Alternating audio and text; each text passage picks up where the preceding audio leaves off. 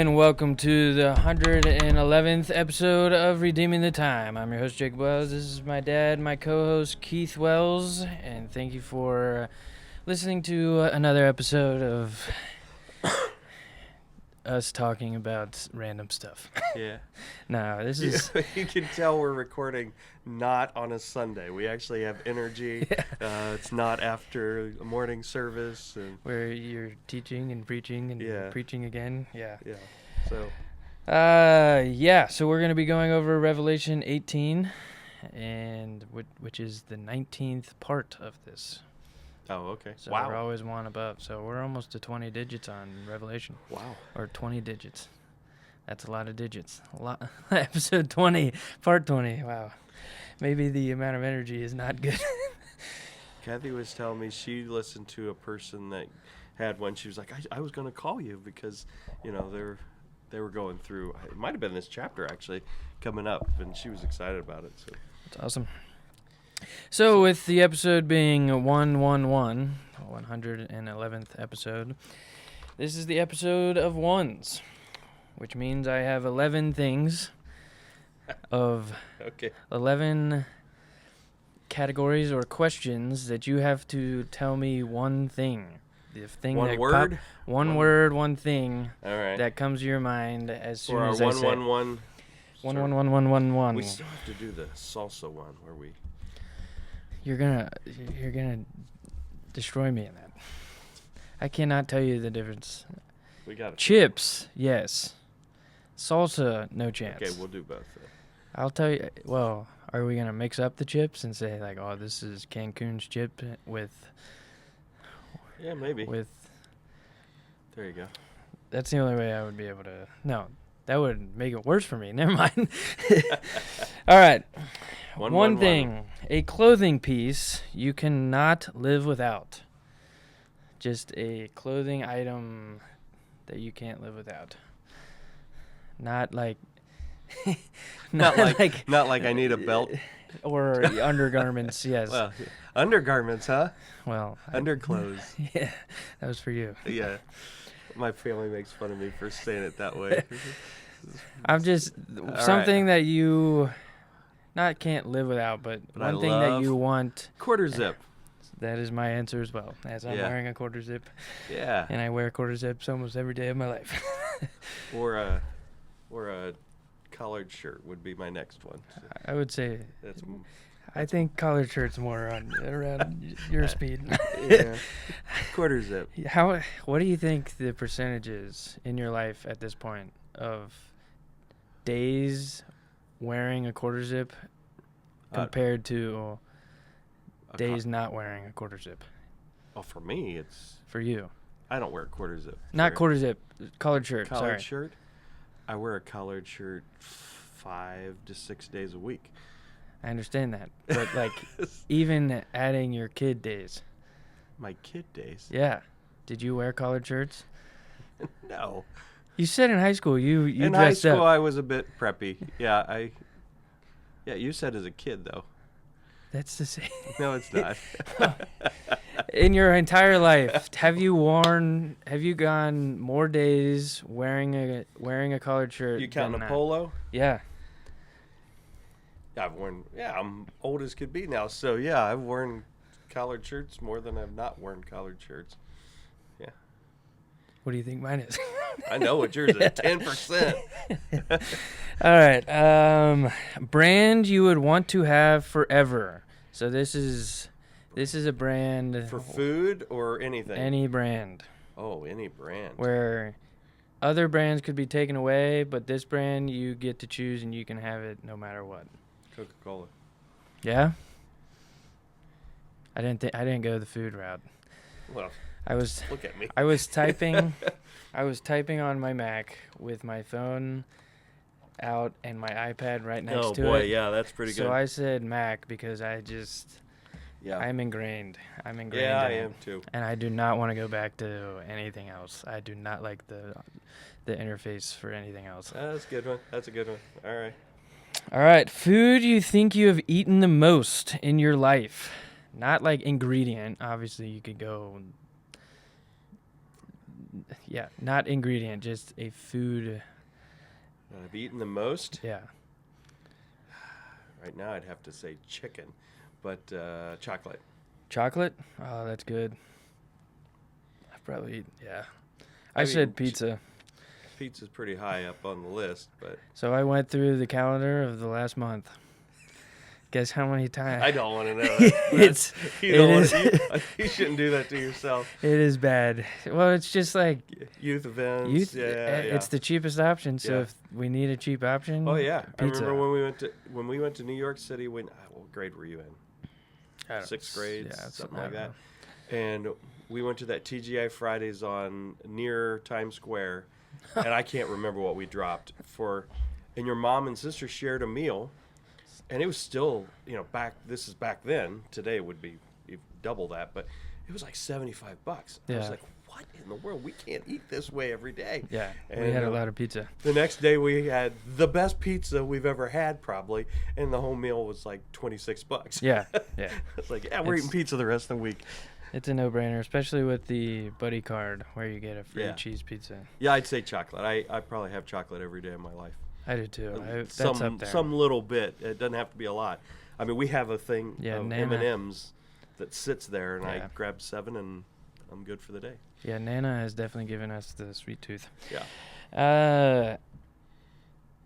The episode that immediately comes to your mind of this. Of this, I was like, of what show, Oh. Mine's Braxton's. I don't know. I've been spending a lot of time with him, so I guess that's why. But the one where he wasn't even on. He was only on for like 10 minutes, but I don't even know what we talked about. I just Mine remember would be that one that we got to do outside on that deck in Peru. That was pretty cool. During the mission trip. That was really cool. Those people kept coming out, interrupting. Chris was in it. Yeah, that was a really cool one. That was cool. Or the squirrel one. Yeah. That'd be that was second. a long time ago. Yeah. And the shot that was shanked. Game of mine that immediately comes to mind. Baseball, basketball. Oh, okay, not like video game. Oh, No, okay. game of mine. Like, what is the game that immediately you're like, that's the one that comes to mind? Mine is when we played the Trailblazers my senior year, and I didn't realize how big of a game it was, because we had never beaten them. The Warriors had never beaten them, and they were supposed to be this amazing team, and everyone was so nervous. I couldn't tell you who you were playing. It was one of your basketball games, and you made this just killer pass and bounce past it. So I liked it. There you go. Book you would recommend to anybody? Bible's Explorer Guide by Phillips. Like is that the all-encompassing one? Yeah. Or it tells you how to study the Bible. Yeah. Or Holman's Bible Atlas. That's good. Mine is Something Needs to Change by David Platt. Oh, really? I've given that book out more than any other book. It's a good book. That changed the way I viewed a lot of things.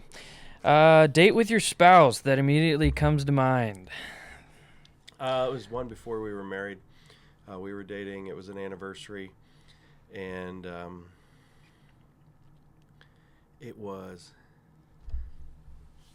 I think it was our 8th anniversary, and no, so it couldn't have been before we were married.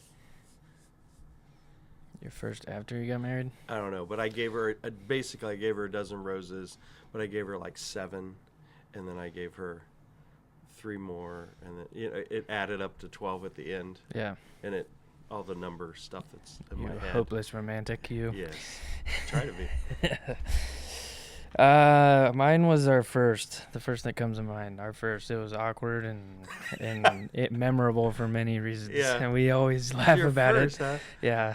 Like you knew each other forever. I know, but that was part of it. Yeah, there was just a few reasons why. Memory from our childhood that immediately comes to mind.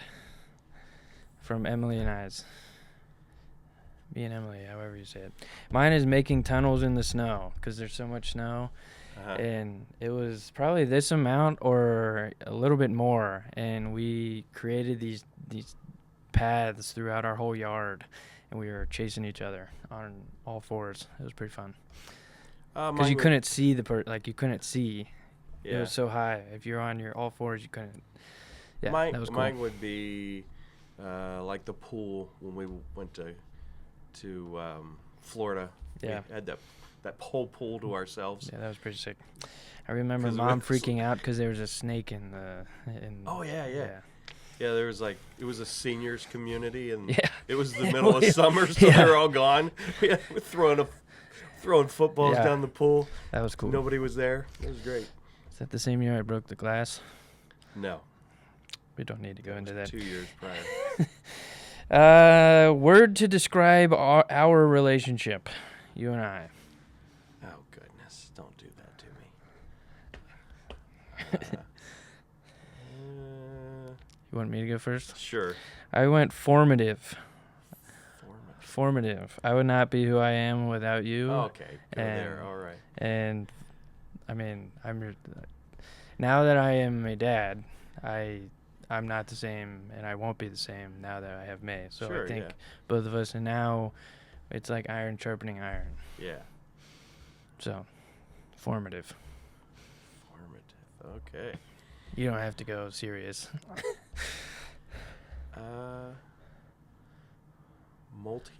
Multi-layered. Yeah, there are. There you go. We have, yeah. In a good way. Yes. Word to describe your relationship with M. Emily, I did not forget you. Word to describe your relationship with M. I'll go first. That's my daughter. I said enduring. I said because I'm never not going to have M by my side.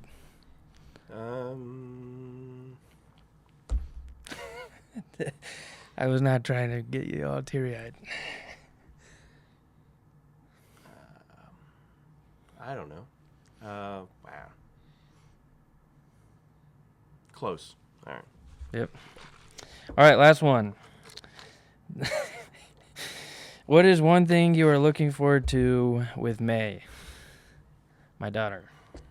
Playing with her. Playing with her? Yeah, just when there's an actual, she knows who I am. Interaction. That first time they come to you. Oh. Yeah. It's the best. I was telling Joe this. I am looking forward to. I've taught a lot of kids, Yeah. But I've never had a kid where I get to teach everything, like where I'm the main source of teaching. And yeah, it's cool. Yeah, it's cool. I'm looking forward to that. And then she's gonna get mad and she's gonna say something, and you're gonna be like, oh, that's what I say. Yeah. Teach her in many different layers. Yeah. First time Emily called something a piece of junk, Leanne just looked at me and was like, mm-hmm. Yep. That's funny. Yeah, it's really funny. It's ha-ha. They are sponges. Kids are sponges. They are. All right. Well, that's good for the 111. 1. Cool. All right, so Revelation 18. I hope last week, I didn't get to read all the comments. I felt like last week was confusing. I don't feel we did as good a job as we could have there, and I apologize. I felt like we were a little bit of everywhere and didn't hone in. My brain was not as tight as it could have been that day. So I apologize.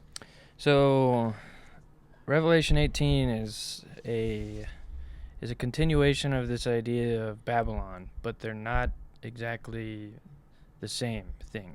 Possibly. I don't believe they are. I think they're two different cities.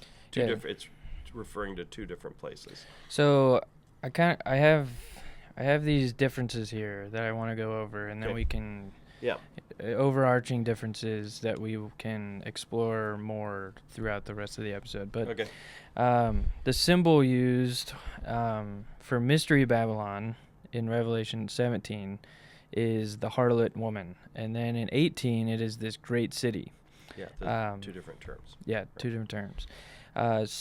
Mystery Babylon is identified with Rome and inland, Commercial Babylon, or Revelation 18 Babylon, is identified with a coastal city. They're on the it mentions them Or being at on the least coast. access to water, yeah. Yeah, and there's the woman, the whore, the mother in 17. In 18, it's a habitation city, a marketplace of sorts. In 17, they are guilty of religious abominations. In 18, they are guilty of greed and self-indulgence. In 17, they are destroyed by a political power. In 18, destroyed suddenly by God.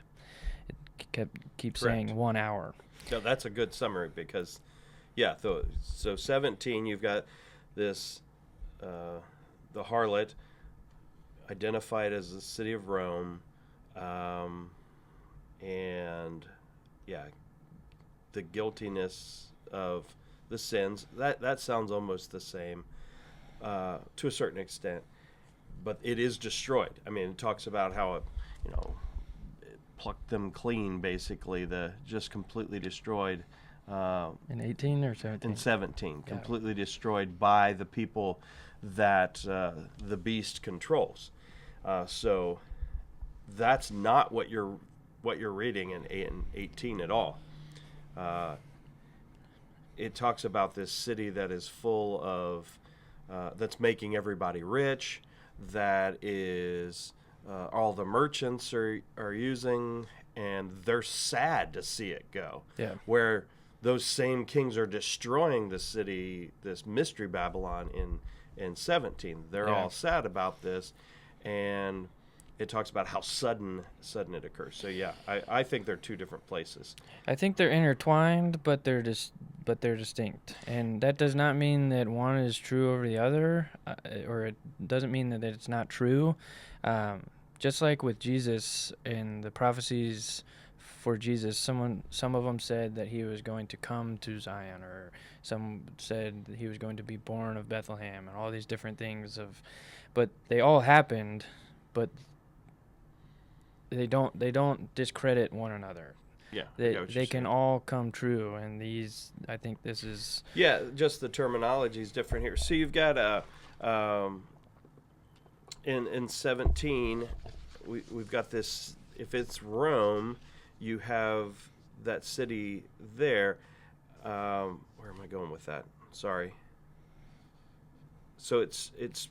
Oh, I know where I was going with that. So you have the Antichrist, as we ended with last week, that he was a user, and how he uses the Catholic Church to. They think they're using him, but he's actually using them to gain power. Once he's used them, he spits them out, and they get destroyed. And then we'll see how he uses Israel. We talked about that. And then he'll turn on them. So that we've got those two things. And now we have this. This would be like his financial area. Or this would be his the capital of the commerce for him in that aspect. Is it the actual city of Babylon? Did you do much look in that? I mean, I could see it being that, with it being in the center of the world, kind of. You read it and you're like, this could be America. Yeah, it could be New York in my mind. Yeah, in today's world, you look at that and you're like, wow, this could easily be New York or Los Angeles or something like that. But then again, 200 years ago they could have easily said, oh, this is London. Yeah. This is. You can go back through time and see the major cities. Some people thought it was Rome because of the Rome at that point when John's writing this. Yeah. Rome was the capital, but Rome's inland. You've got to go a pretty good distance. By the way, to go back to last week, you were asking about Baghdad and Babylon. Babylon is 50 to 60 miles south of where Baghdad is today. So yeah, they're not in the same. If, like Saddam Hussein was trying to unearth some of that, that's within the region. It'd be like us going up to Dayton or something like that. But it's not the same city. So what are some major cities on the coast? Like, is Istanbul on the coast? Istanbul's on the coast. Not of. I just don't think it has to be a city that has created itself today. Yeah, I mean, you look how quickly a massive city like that can rise. In the last decade, Dubai. Yeah, that's what Dubai and Abu Dhabi are massive. Yeah, it's unbelievable. I mean, it's like Vanity Fair of the world. They're like building islands out off their coast to have. They look like trees. More things to spend their money on. So, an actual Babylon could be rebuilt like that. I mean, you put enough money. You talk about wealth. Yeah. Yeah. I mean, they're planting things in the Sahara Desert to repopulate that, not repopulate, but to reforest. But what would be the term there? I know deforest. What would be the? I don't know. Whatever. I don't think that's it. So I actually think it is Babylon, personally, but I'm a read it. That's what it says. And this is a literal city. I think it is the literal city of Babylon. Here's my reasons why. If you go to Isaiah, if you go to Jeremiah, if you go to 25 and 51, if you go to Isaiah 13, it tells us here, in Babylon, the glory of kingdoms, the beauty of the Chaldees' excellency, shall be as when God overthrew Sodom and Gomorrah. That has never happened. God destroyed Sodom and Gomorrah down to the ground. It was burned by hail and fire, all right, and brimstone and fire. It was completely destroyed. It shall never be inhabited, neither shall it be dwelt in from generation to generation. Neither shall the Arabian pitch a tent there, neither shall the shepherds make their fold there. That's verses 19 and 20. That's never happened in Babylon. When the Medes and the Persians came in, they left the city intact. When we went in there to take Baghdad, we left it pretty much intact in that region. So that's not happened before. So that prophecy still has to be fulfilled. That's my opinion. That's why I think it's still, and there's other prophecies that you can read about Babylon, what's going to happen to them. So yes, Isaiah is speaking and Jeremiah are both speaking before Babylon falls to the Medes and the Persians, but it does not fall in this fashion. And just like that one we used on prophecy, I was telling you about Tyre and how all those things, it took hundreds of years to occur. Yeah. Well, this is yet to occur. Personal opinion.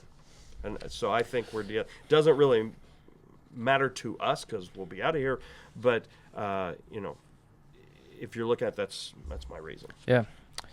I don't know what worthwhile to discuss. Yeah. So what do you want to read? 1 through 3? 1 through 5? 5. Let's go through 5. And after I'm going to readjust here. And after these things I saw another angel come down from heaven, having great power, and the earth was lightened with his glory. And he cried mightily with a strong voice, saying, Babylon, the great is fallen, and is become the habitation of devils, and the hold of every foul spirit, and a cage of every unclean and hateful bird. For all nations have drunk of the wine of the wrath of her fornication, and the kings of the earth have committed fornication with her. And the merchants of the earth are waxed rich through the abundance of her delicacies. And I heard another voice from heaven, saying, Come out of her, my people, that ye be not partakers of her sins, and that ye receive not of her plagues. For her sins have reached unto heaven, and God hath remembered her iniquities. All right. So it tells us here that the angel comes down. This is very similar to what we hear in chapter 17. Another angel. And he cries with a strong voice, Babylon the Great is fallen, twice. So we have this double thing. Is become the habitation of devils and the hold of every foul spirit and a cage of every unclean and hateful bird.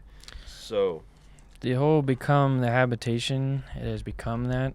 So it's I read that as these proud worldly achievements of wealth and luxuries, they have become the habitation of demonic haunts, and like it's become a demonic habitation, and it's become that. It wasn't, I mean, it was that, but now it's being revealed as that.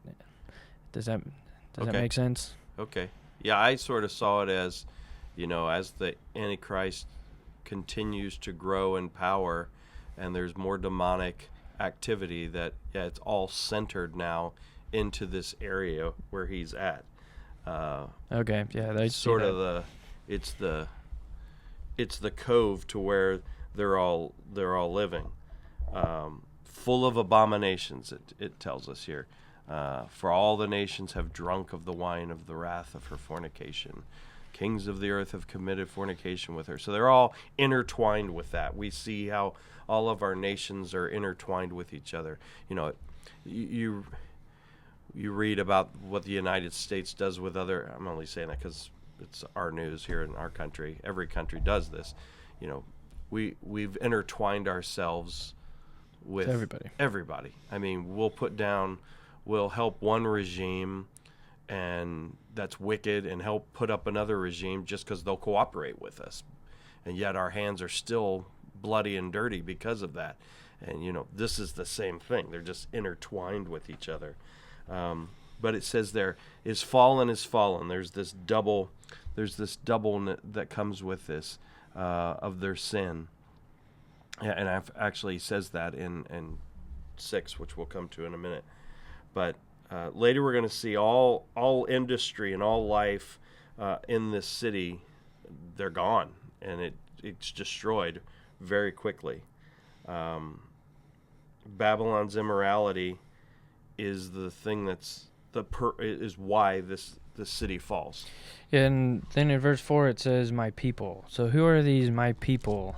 It's hinting toward. So for me, the thing that not argues, but yeah, I guess argues against it being a literal city. Is this a Lot situation where I think it is, where my people being Christians within the city, and hey, get out of her, which is a common theme throughout Scripture of getting out of that situation, getting like you should not be there, that type of thing? Or is it on the contrary of that? Is this just a warning or a plea to get out of, don't be a part of the world, be like Christ? Okay, so if you're seeing it symbolically, you're seeing it as don't be part of the world, come out of the world, that type of thing.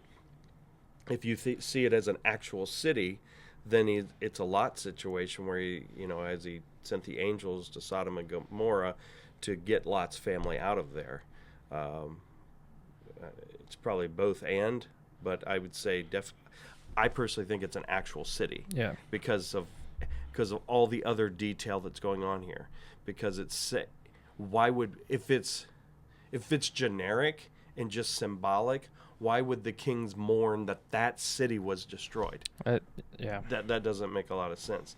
In verse 3, we see this has been the jewel of the world's opulence and luxury. The wealthy and the political have been there. The merchants have become wealthy. They lavish themselves. And you can tell there's little care for the poor. And that's the exact same thing that happened when Nebuchadnezzar was there. He didn't care for the poor. So, he was personally sent out like an animal, because just like an animal, they're controlled by their wants, desires until he was broken of that and seen for the guy he was. So, Go ahead. So verse 4, like you said, now we have another voice speaking that John recognizes and saying, don't participate in them or you're going to get the plagues that have been put on them. And then verse 5, it says that their sins they're so great that they are reaching toward heaven. Right. So they're piling up, basically. But to go back to your symbolic part of that, okay, we might not know where this city is if it isn't Babylon, but this is a warning to us today as well. If you were to go to 2 Corinthians, let me get there. 2 Corinthians 6, verse 17, he says, "Wherefore come out from among them, and be ye separate, saith the Lord, and touch not the unclean thing, and I will receive you." And that he's quoting there from Isaiah 52:11, where he says, depart ye, and go ye out from thence, touch not the unclean thing, go ye out in the midst of her, be ye clean, that bear the vessels of the Lord. So, this is a theme then that's going to be in the future, but if whatever city you're in, this is for us as well. Is this physically there and just connected to the wares of what they're doing? Like I said, I think it's probably both.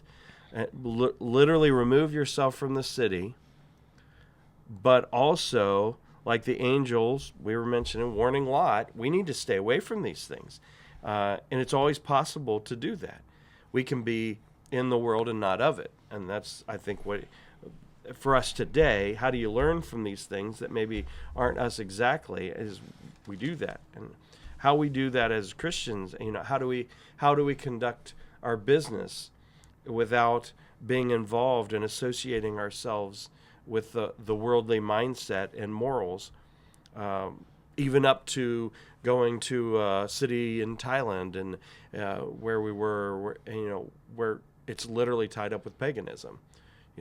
That's a lot harder for them than it is for us. I think, is it? There's probably more clear-cut lines if you knew this was definitely pagan, versus this is just this vague, immoral landscape that we live in here in the United States, where somebody says they love the Lord, and that could mean 15 different things. Yeah, it could mean anything. The president was at the prayer meeting, spoke at the prayer meeting either today or yesterday, and I mean his comments were like, "Dude, you don't get it." I mean, talking about, I don't want to misquote him, but it's just yet the Christian world is like, "Oh yeah," because he's done things that we feel are pro-Christian, and we have to be very careful that we don't just buy into everything what he's doing or what any politician's doing, not just him specifically. And so we have to stand up for biblical truths and values, meaning we might lose financial opportunities like they have here. They were all willing, they were all in. Here's a great quote. "The ancient builders of Babel wished to build a tower that reached heaven. Ironically, the only part of the city that managed to reach heaven was its sin." That's true. And here we go again. Yeah. So we need to be like Daniel, where he lived in Babylon, but Babylon didn't, live in him. That kind of mentality, remaining morally distinct from that. All right, verses 6 through 8. Reward her even as she rewarded you, and double unto her double according to her works. In the cup which she hath filled to her double. Did I read that correctly? Yeah, you How did. much she hath glorified herself and lived deliciously or luxuriously, so much torment and sorrow give her. For she saith in her heart, I sit a queen, and am no widow, and shall see no sorrow. Therefore shall her plagues come in one day, death and mourning and famine, and she shall be utterly burned with fire. For strong is the Lord God who judgeth her. Okay, so this reward her or pay her back. This is restitution. I like the British term they use, the comeuppance. You're getting your comeuppance here. The Lord's going to avenge. Verse 6, note that her sin was so bad that the punishment was doubled. Double. You see that throughout. I mean, that's not a mistake that you said that word 3 times in there. Well, it's Old Testament too, like with restitution for Exodus was 22, 4 through 9. If you stole, you were to give back double. In Leviticus, it was Exodus, Leviticus, right? Probably Exodus. Exodus 22. Yeah. Okay.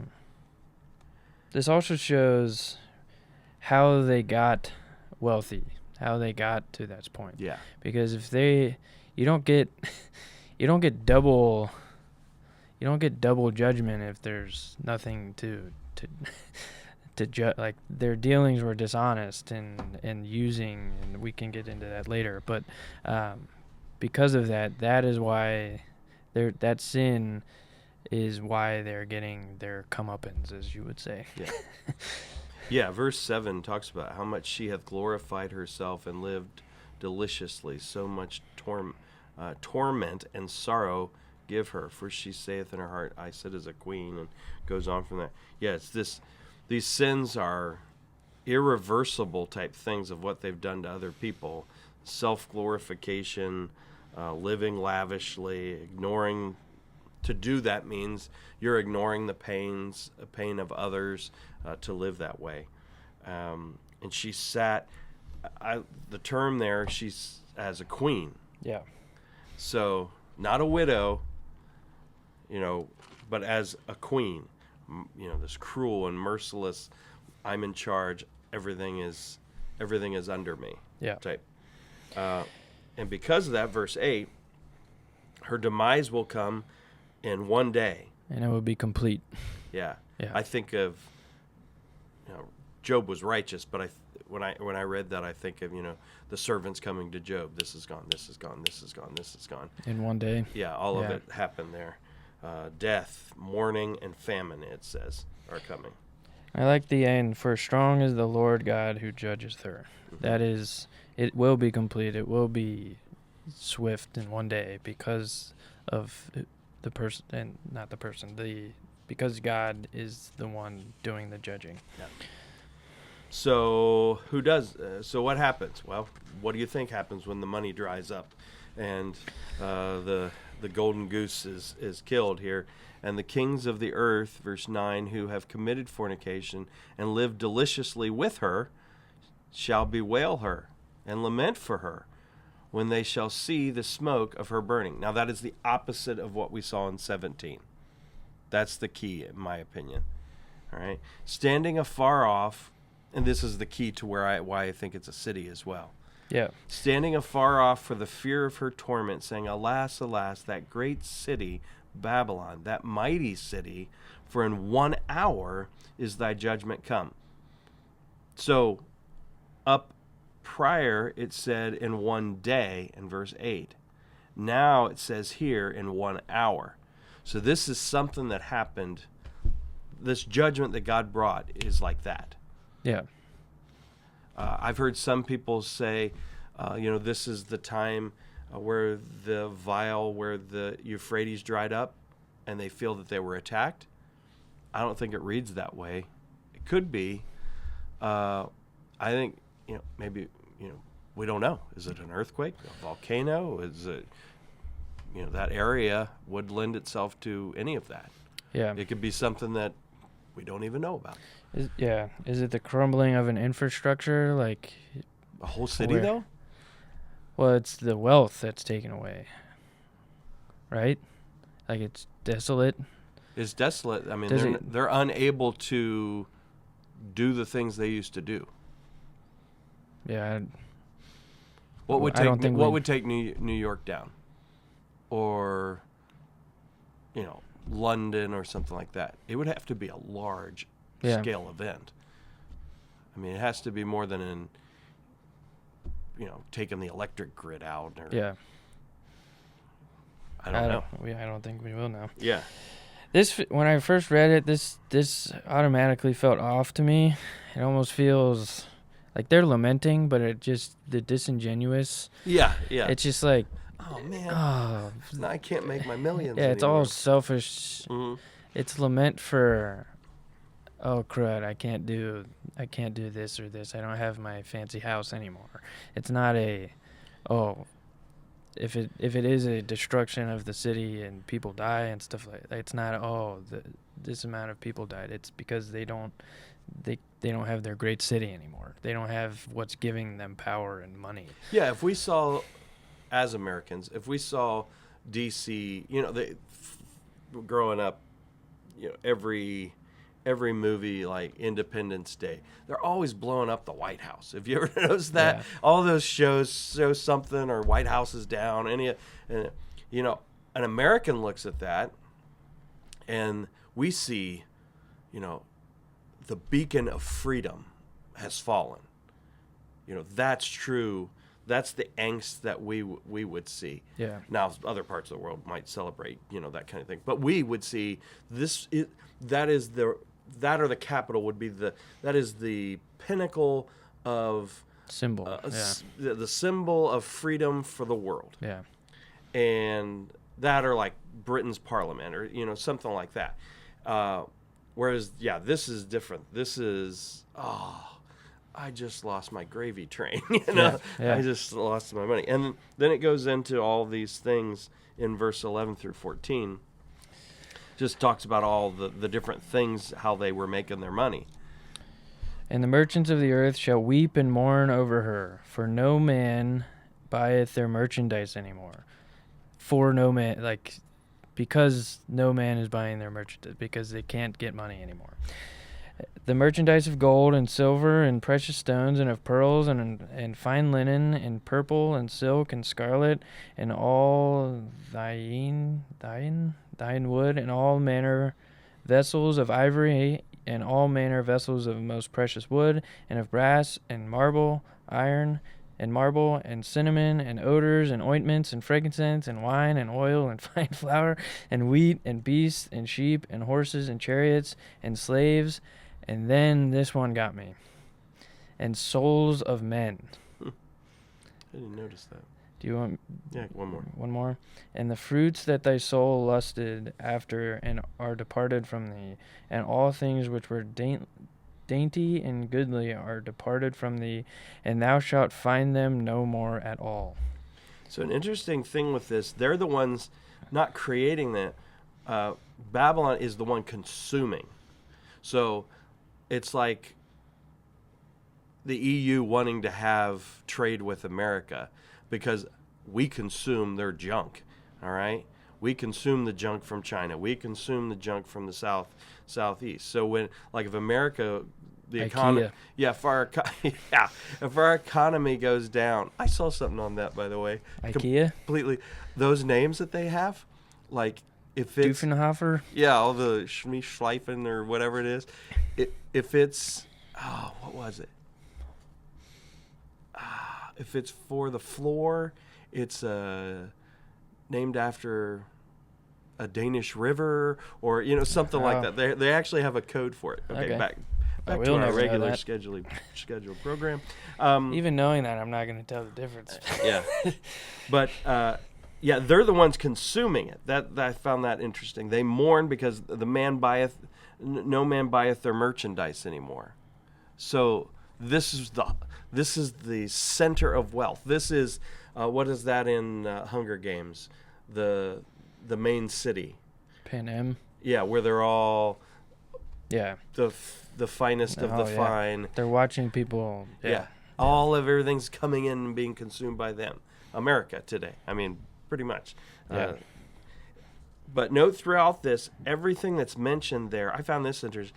Everything that's mentioned there is something that would be considered a luxury of John's day. They're not, iPad's not mentioned there, a laptop's not mentioned there, a car, an electric vehicle, whatever you think of the finest things of today's world. And I find that interesting. Yeah, I always see these lists when it's like this many. It is just to show the luxury of it, not just not the specific things. Almost, it's just the amount is also important because it's the idea of materialism is. I want everything. I want all of it. So having this many things and then them being luxuries, that's important to me at least. I think it's as we talked about at the very beginning of this series, all of this still makes sense to us. Yeah. It would not have made sense to anyone up till our time if he would have thrown in an iPad or, Yeah. something crazy like that. Because how would he if he explained it? And then there would have been all kinds of theories and throughout time that they would have been talking about that. So this keeps it at its core of what it really is. So I don't think people might get worked up about that. The specifics. He wouldn't even have understood what he was looking at. Yeah. It'd have been like the locust that comes out and his, how he explains that. And we're like, I don't know what that is. He didn't know what that was either. Yeah. So, the souls of men. Do you have other things? I did not look at that at all. I didn't. Well, I've been. Go ahead. I've listened to a podcast with Tim Tebow and what he's doing now, and the exploitation of people, and the using of people. And Also, like human trafficking type things. That and just with different things going on, it is very hard to find someone that is extremely wealthy to the point of what we're talking about without some type of exploitation of either slavery, work, or whether it's through that human trafficking. And what happens with that, what have been said and what have been recorded of these people saying, is when they do that, when they are taking the soul from them. They're just bodies working. They are machines to a point. So the souls of men, they are taking.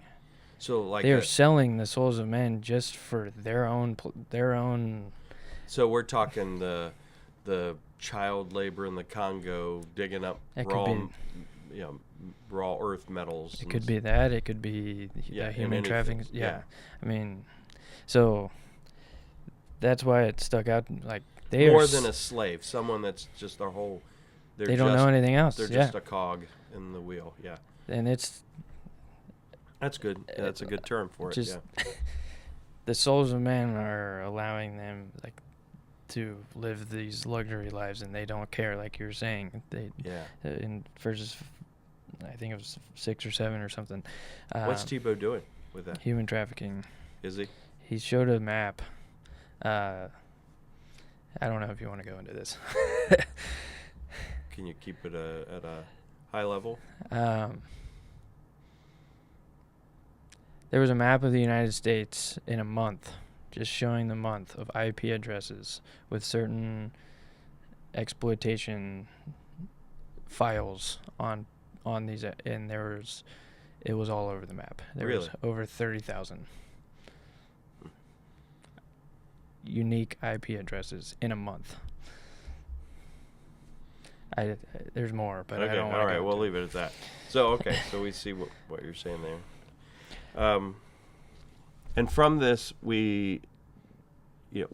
verse 15, the merchants of these things, which were made rich by her, shall stand afar off for the fear of her torment, weeping and wailing. So they've lost their source of income.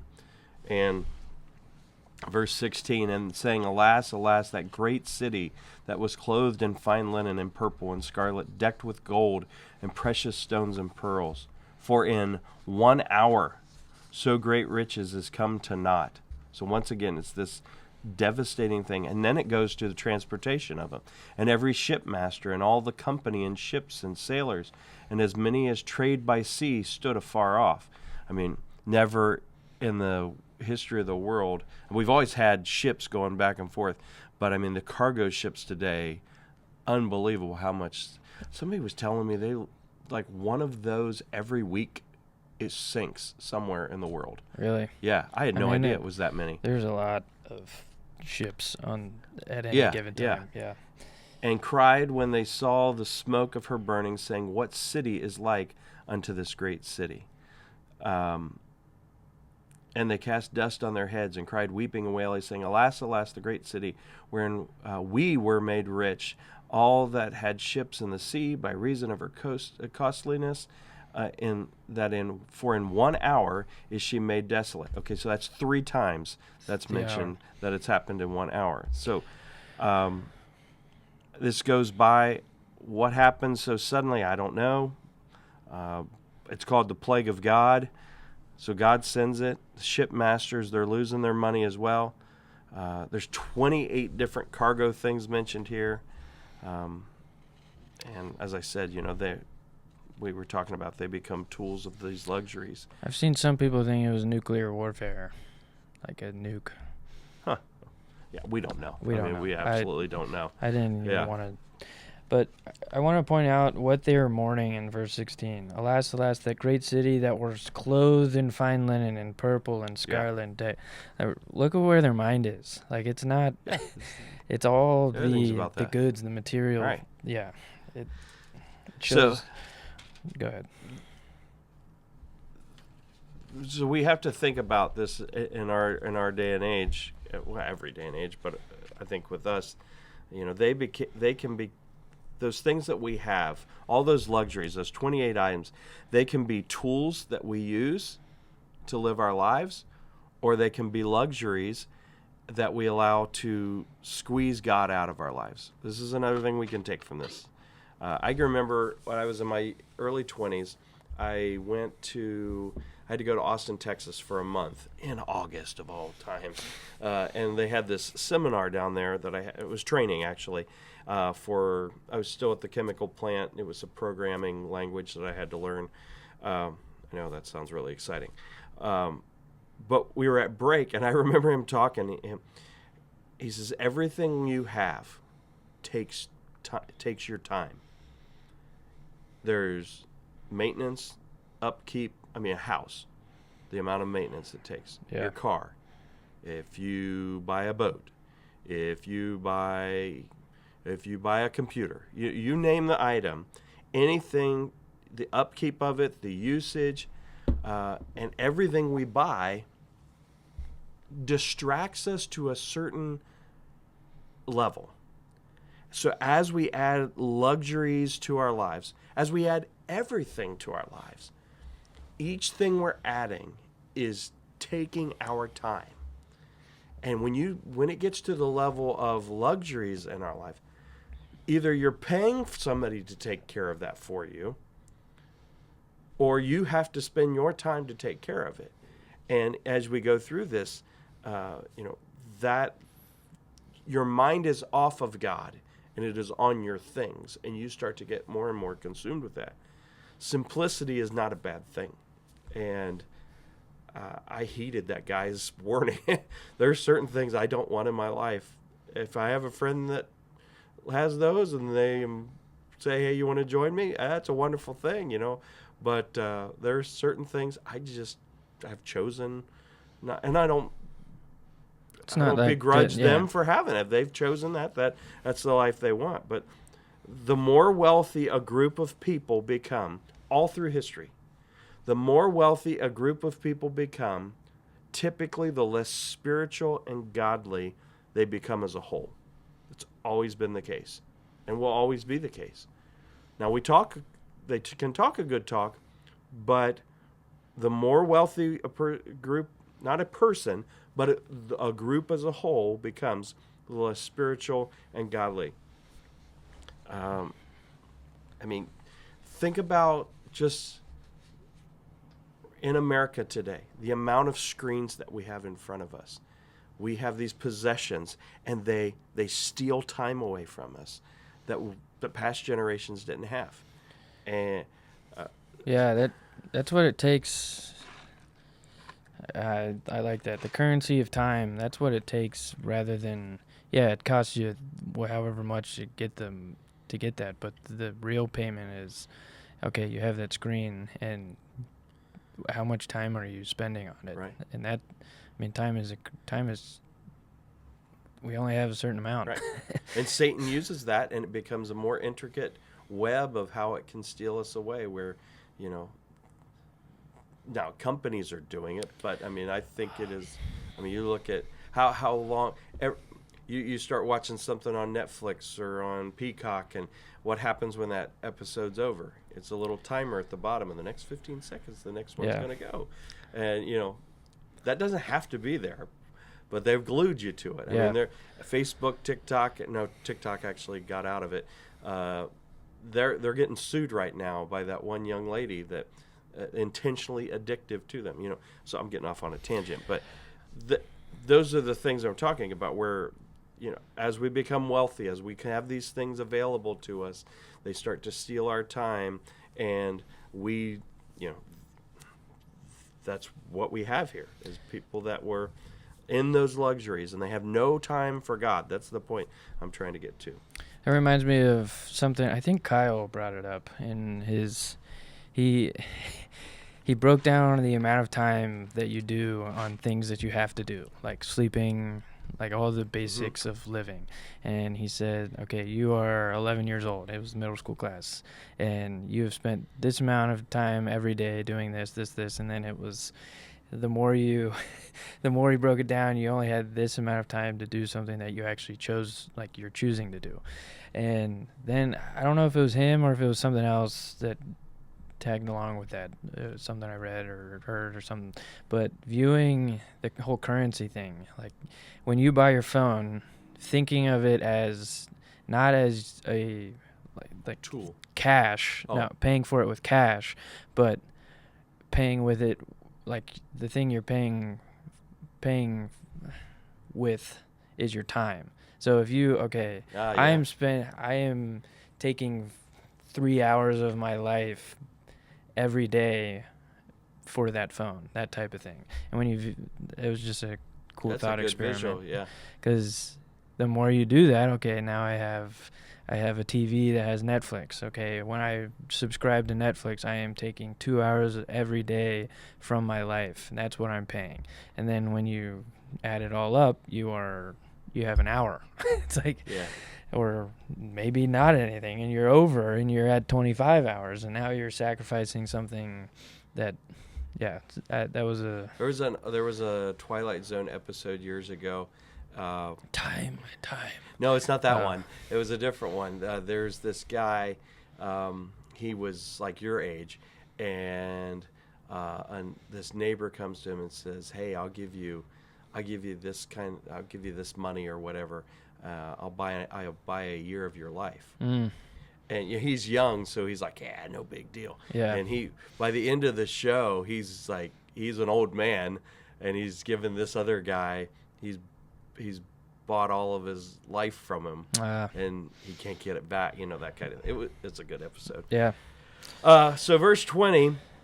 Yeah, help me wrap my brain around this one. Okay, so they're all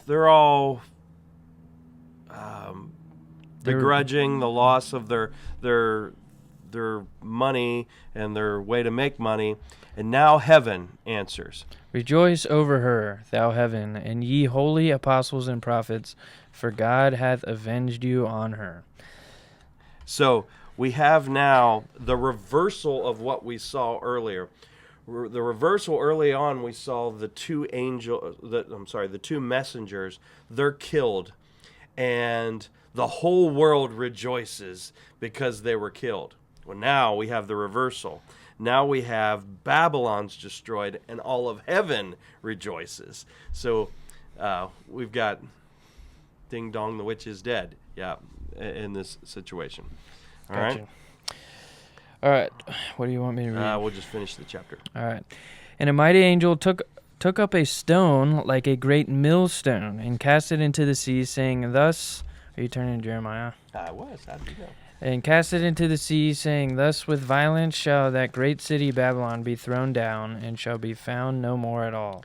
And the voice of harpers and musicians and of pipers and trumpeters shall be heard no more at all in thee, and no craftsman of whatsoever craft he be shall be found any more in thee. And the sound of a millstone shall be heard no more at all in thee. And the light of a candle shall shine no more at all in thee. And the voice of the bridegroom and of the bride shall be heard no more at all in thee. For thy merchants were the great men of the earth, for by thy sorceries were all nations deceived. And in her was found the blood of prophets and of saints and of all that were slain upon the earth." So 6 times that shall be found no more is made. And it uses the symbolism of the millstone, symbolic of destruction and desolation. This is prophesied in, once again, making me think it's the actual city of Babylon. And Jeremiah 51, verse 60. So Jeremiah wrote in a book all the evil that should come upon Babylon, even all these words that are written against Babylon. And Jeremiah said to Shariah, when thou comest to Babylon, and shalt see, and shalt read all these words, then shalt thou say, O Lord, thou hast spoken against this place, to cut it off, that none shall remain in it, neither man nor beast, but that it shall be desolate forever. That's not happened. And it shall be, when thou hast made an end of reading this book, that thou shalt bind a stone to it, and cast it in the midst of the Euphrates. And thou shalt say, Thus shall Babylon sink, and shall not rise from the evil that I will bring upon her, and they shall be weary. Thus far the words of Jeremiah. So we see this symbolicness of this. So yeah, you should have found no more sound and music and industry and crafts and light and special days, weddings, all those things. Babylon is going to sink, and there will never rise again. Right. Forever. Why? Last verse.